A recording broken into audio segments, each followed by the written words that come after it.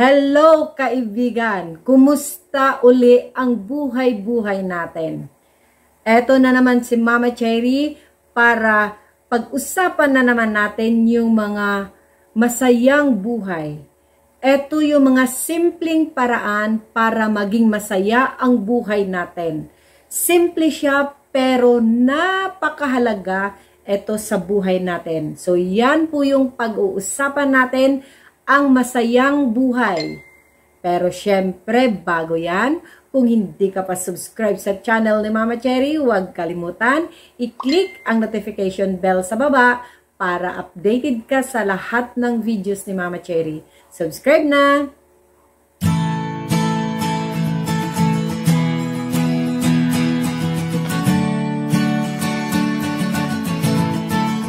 Ito yung napakasimpleng paraan para maging masaya ang buhay natin. Dahil talagang kailangan natin na maging masaya araw-araw. Kailangan natin maging positibo sa buhay. So kailangan natin malaman kung ano yung mga simpleng paraan para maging masaya ang buhay natin.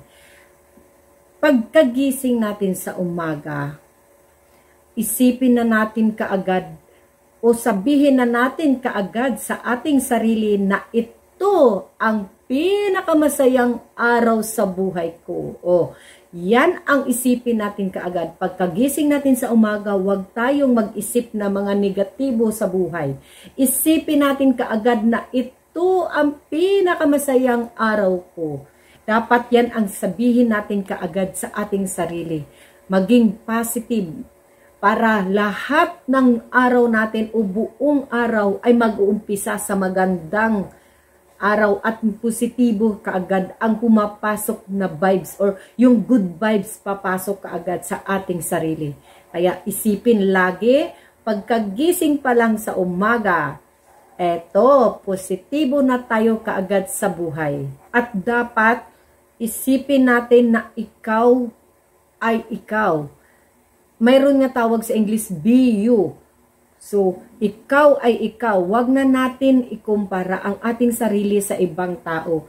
Kasi para maging masaya tayo sa buhay, isipin natin ang ating sarili. Mahalin natin ang ating sarili dahil ang buhay natin ay nag-iisa lang. Kaya dapat mag-umpisa sa atin para maging masaya tayo at maging kontento tayo sa buhay. Isipin natin ang magaganda na mangyayari. Huwag tayong mag-isip ng mga negatives. Huwag nating isipin ang hindi maganda. Lagi tayo mag-iisip ng maganda. Mag-iisip tayo ng positive parate. Magdesisyon tayo na huwag nating pansinin yung mga negatibo sa buhay. Kaya isipin natin at magdesisyon tayo para sa sarili natin na etong araw na to, masaya ang buhay ko. Umpisahan natin sa masaya at positibo talaga parati sa buhay. Minsan kasi hindi natin maiwasan, lalo na tayo kasi tayong mga tao, hindi naman talaga tayo perpekto. Lahat tayo ay nagkakamali. Kaya minsan, hindi natin maiwasan na iniisip natin yung dati. Hinahanap natin yung dati. Kaya isipin na lang natin yung ngayon. Minsan talaga hindi natin maiwasan na ganito ako dati, bakit ngayon ganito na lang ako. Hindi maiwasan yung ganon na maikumpara natin yung dati kaysa sa ngayon.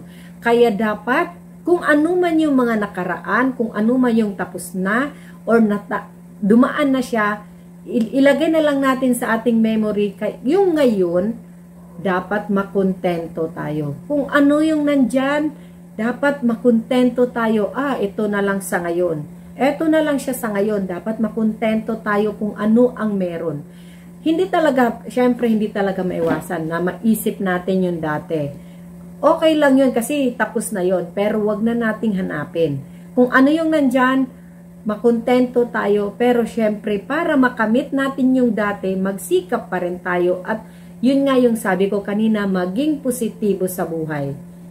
Kasi ang panahon iba-iba, hindi parehas. Halimbawa ngayon sagana ka sa buhay, ngayon andito tayo sa medyo hirap sa buhay, okay lang po yan. Kasi ang panahon ay paiba-iba. Minsan nga ang panahon mainit, minsan taglamig. So ganun lang din po ang buhay ng tao.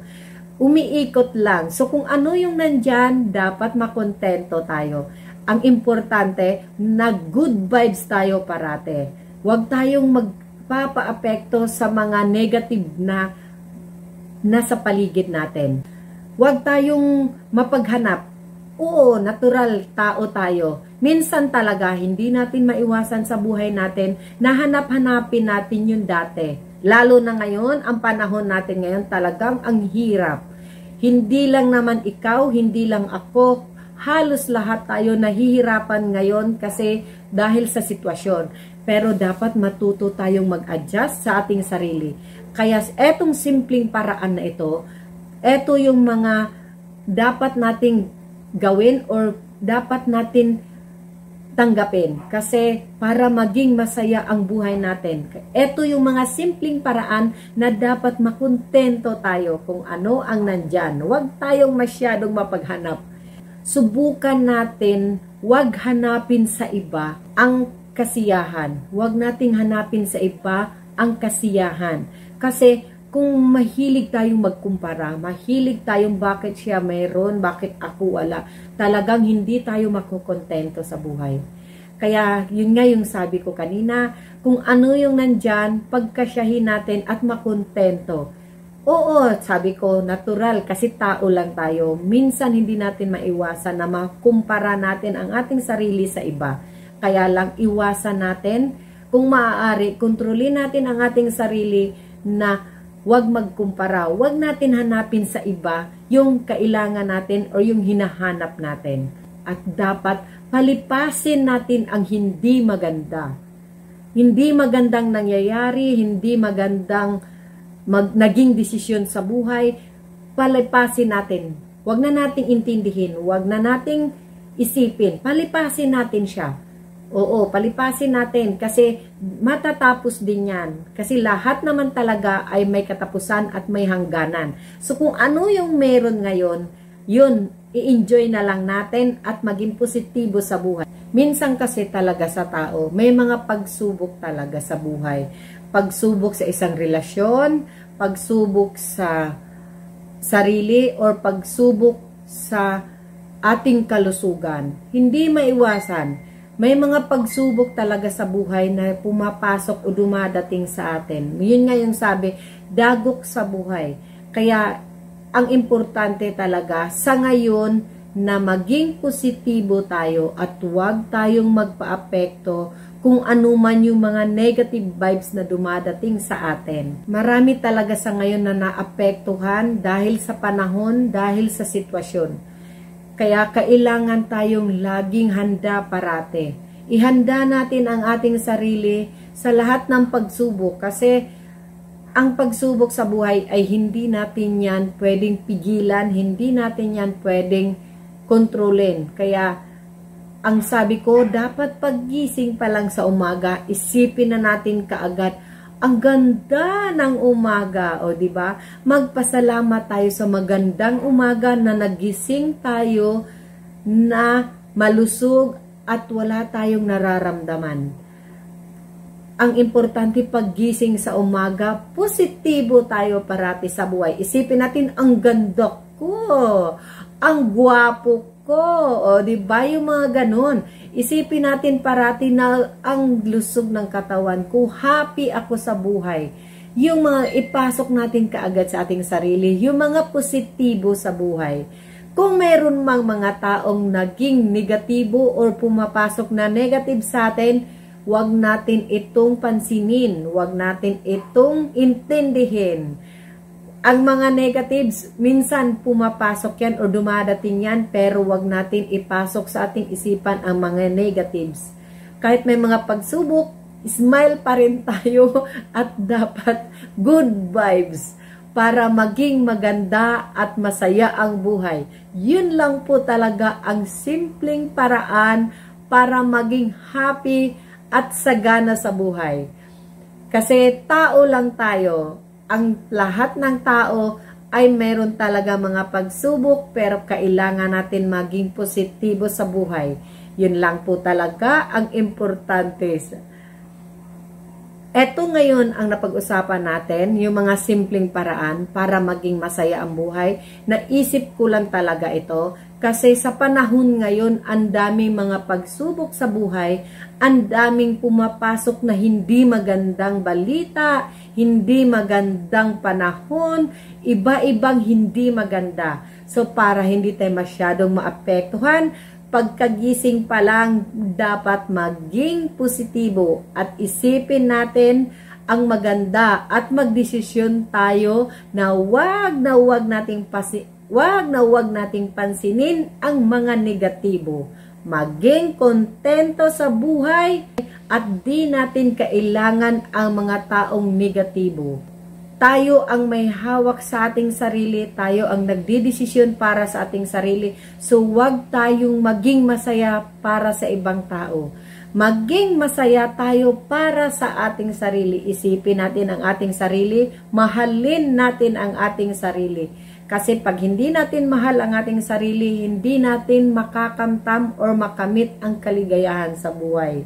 Kaya yung mga negative vibes diyan, itsipwera natin at huwag nating pansinin dahil ang buhay ng tao ay nag-iisa lang at lilipas din yan.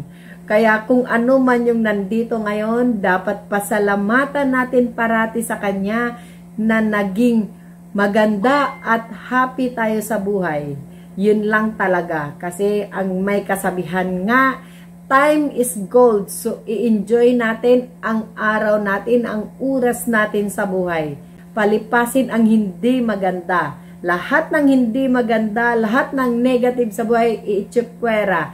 Lahat ng mga maging positive sa buhay, yun ang tanggapin natin sa ating sarili. At dapat maging open o handa tayo sa lahat ng pagbabago sa buhay. Yun lang po. Sana po nakapagbigay ako ng konting tip sa buhay-buhay natin. So, kung meron po kayong comment, isulat nyo na lang po dyan sa comment section. Kung meron kayong mga reaksyon, sulat nyo pa rin po dyan sa comment section. Kung hindi pa ho tayo subscribe sa channel ni Mama Cherry, pakiclick nyo na po dyan ang subscribe button. Sama nyo na po ang bell all para updated tayo sa lahat ng videos ni Mama Cherry. Subscribe na! Thank you, and bye-bye. Kita-kita po tayo sa susunod na mga videos ni Mama Cherry. Thank you, bye-bye.